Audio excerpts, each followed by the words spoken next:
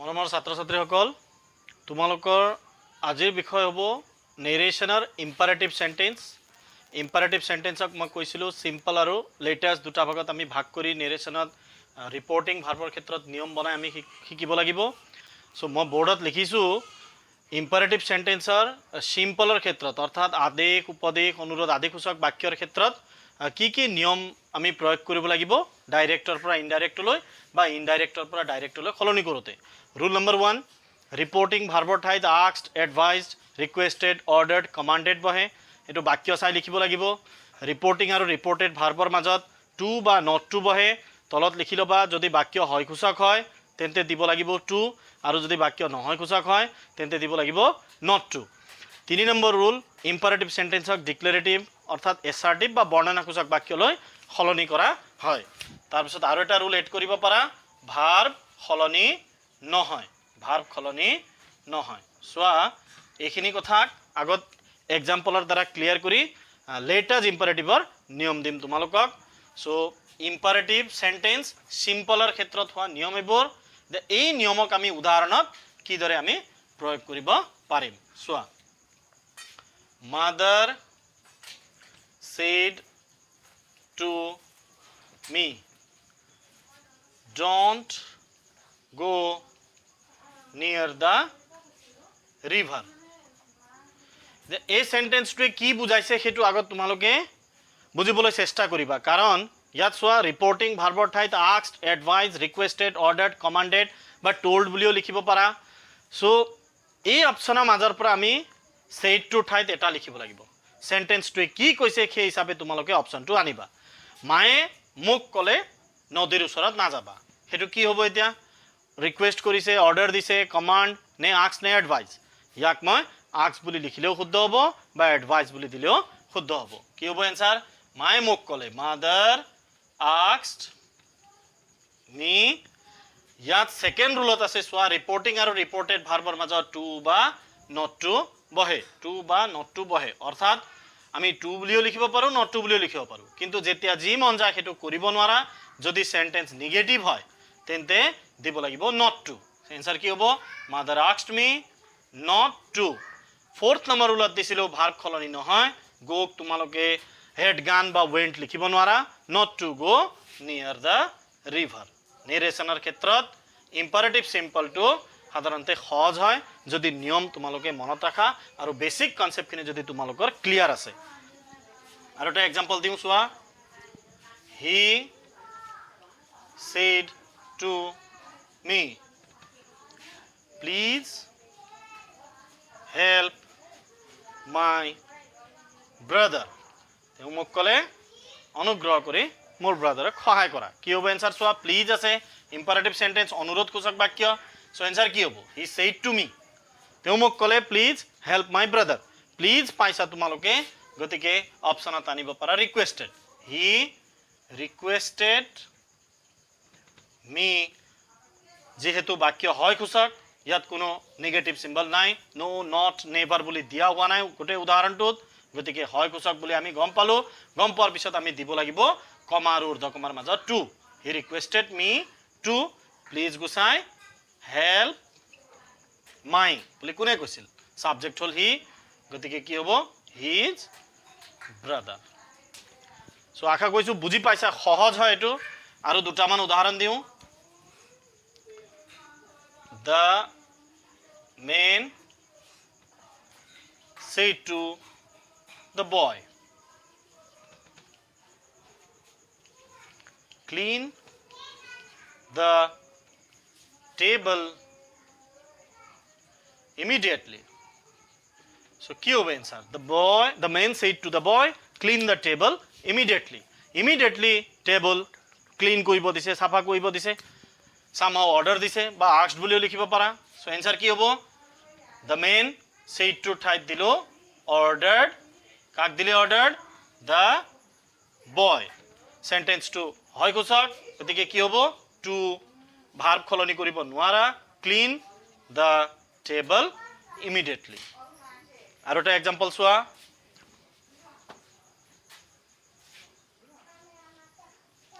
the officer said to the soldiers. Guard the bridge. Officer jane soldiers সকলে guard the bridge. Answer কি হ'ব চোৱা সাধাৰণতে captain officer বুলি যদি পোৱা তোমালোকে তেন্তে commanded বুলি লিখিব পাৰা. So answer কি হ'ব the officer commanded the soldiers to যেহেতু sentence হয় কুশক to guard the bridge. আৰু এটা যদি negative sentence দিও father said to me never tell a lie. কেতিয়াও মিছা কথা নকবা এটো তোমালোকেও নকবা father said to me never tell a lie. So ইয়াত চোৱা no not বুলি দিয়া নাই উদাহৰণত never দিছে never দিলেও জানিবা sentence to negative আৰু negative যদি sentence হয় তেন্তে আমি কমা আৰু ঊৰ্ধ্ব কমাৰ মাজত দিব লাগিব imperative sentenceৰ ক্ষেত্ৰত not to. So answer কি হ'ব father advised me not to tell a lie. So এইখিনি উদাহৰণ হ'ল তোমালোকৰ imperative sentenceৰ simple sentenceৰ এতিয়া তোমালোকক মই দিম imperative sentence লেটাজৰ ক্ষেত্ৰত কি কি নিয়ম প্ৰযোজ্য হয় আশা কৰিছো তোমালোকে বুজি পাইছা আৰু বুজি পাবা লেটাজ imperative টো লেটাজ imperative sentenceৰ ক্ষেত্ৰত কি কি ৰুল প্ৰযোজ্য হ'ব নম্বৰ 1 reporting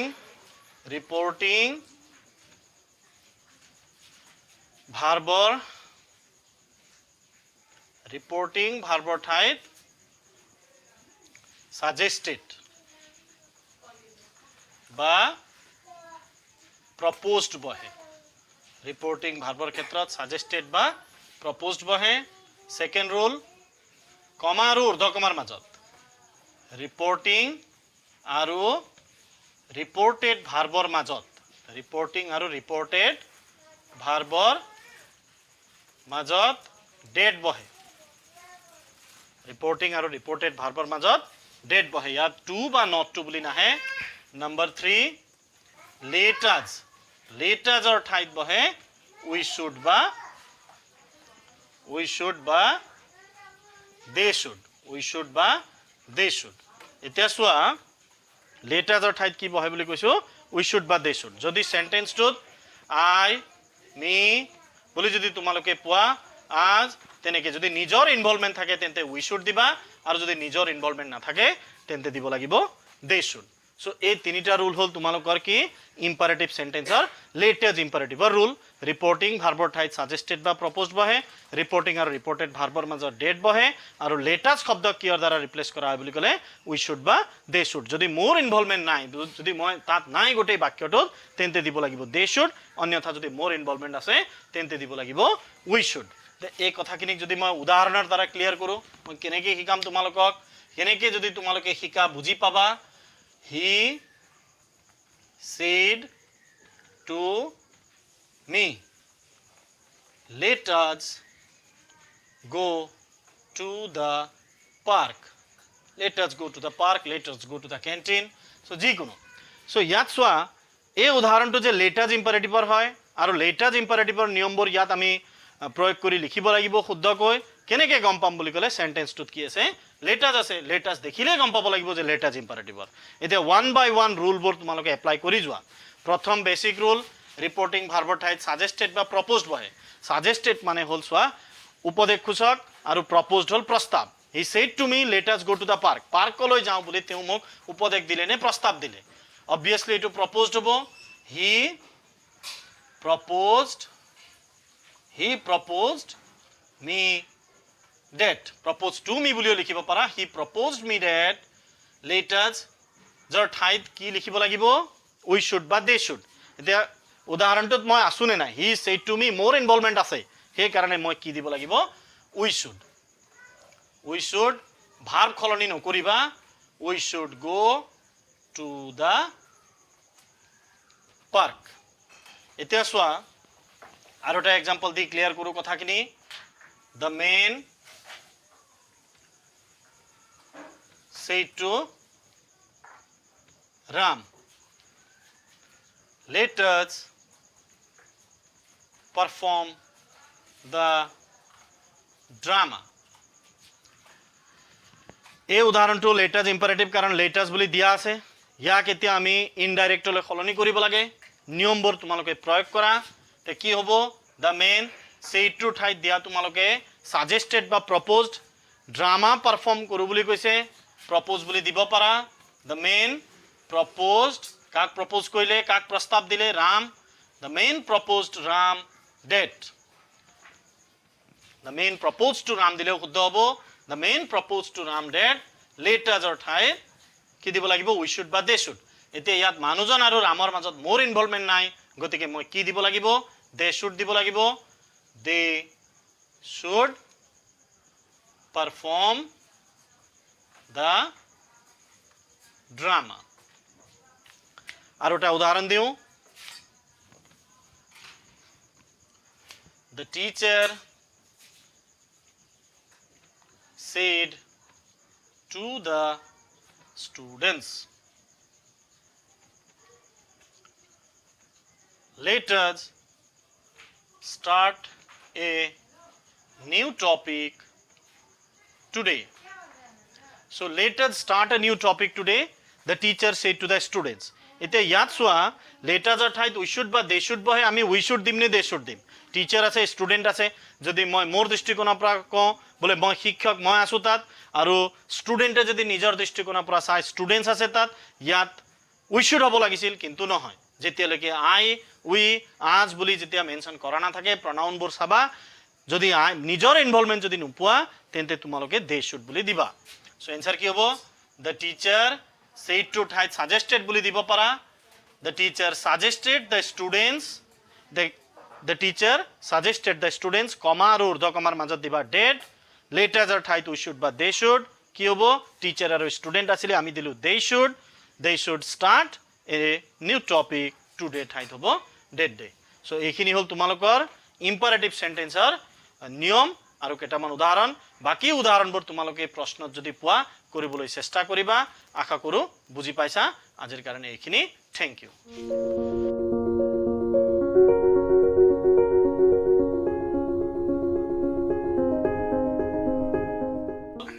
এই মাত্ৰ তোমালোকক শিকোৱা বিষয়ৰ ওপৰত যদি তোমালোকৰ কিবা ডাউট থাকে যদি কিবা খুদিব লগা থাকে যদি কিবা সন্দেহ হৈ যায় তেন্তে তোমালোকে কমেন্ট সেকশনত লিখিবা এই কথাখিনি ক্লিয়াৰ কৰাবলৈ মই চেষ্টা কৰিম ধন্যবাদ